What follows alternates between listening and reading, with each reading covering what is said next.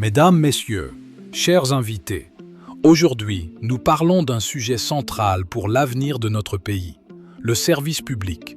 Car derrière ce terme, il ne s'agit pas seulement d'administration, mais de tout ce que l'État offre comme biens et services au peuple sénégalais.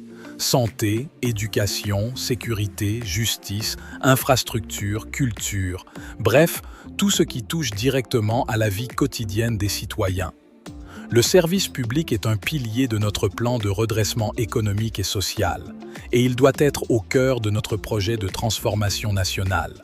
C'est pourquoi ce débat dépasse les ministères et les administrations.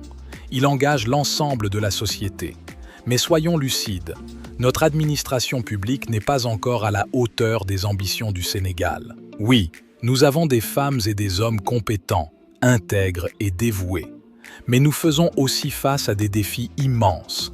Lenteur, corruption, inégalité d'accès, absence de l'État dans certaines zones, manque de transparence.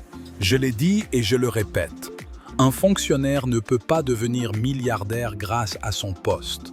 Ce n'est pas possible et ce n'est pas acceptable.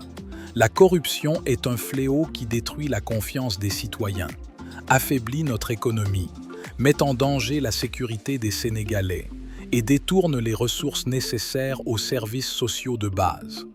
Quand un agent accepte un pot de vin au lieu de respecter la loi, ce sont des vies qui sont brisées. Nous devons bâtir une administration moderne, transparente, performante et au service du public. Cela suppose d'améliorer la qualité des recrutements, de renforcer la formation, de mettre fin aux privilèges injustifiés, d'instaurer la transparence dans les rémunérations et de responsabiliser chaque agent public. Le service public n'est pas une faveur de l'État, c'est un droit des citoyens. Et ce droit doit être garanti sur tout le territoire, sans discrimination. Chaque enfant sénégalais doit avoir accès à une école publique de qualité. Chaque malade doit être soigné dignement dans un hôpital public fonctionnel. Chaque citoyen doit pouvoir se déplacer grâce à des infrastructures accessibles. La transformation de notre administration passe aussi par un dialogue social responsable et patriotique.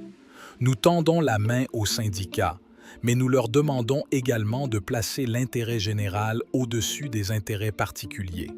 Nous devons instaurer un pacte de stabilité, de transparence et de responsabilité, car sans stabilité sociale et politique, aucun développement durable n'est possible. Enfin, je veux rappeler que notre objectif n'est pas seulement de gérer l'existant, mais de transformer en profondeur la manière dont l'État sert les Sénégalais. Le service public doit devenir un véritable levier de développement et de cohésion nationale. C'est pourquoi je salue l'élaboration de l'agenda national de transformation du service public. C'est une feuille de route claire, ambitieuse et réaliste. Mais ce document ne sera utile que si nous l'appliquons avec rigueur, engagement et volonté politique.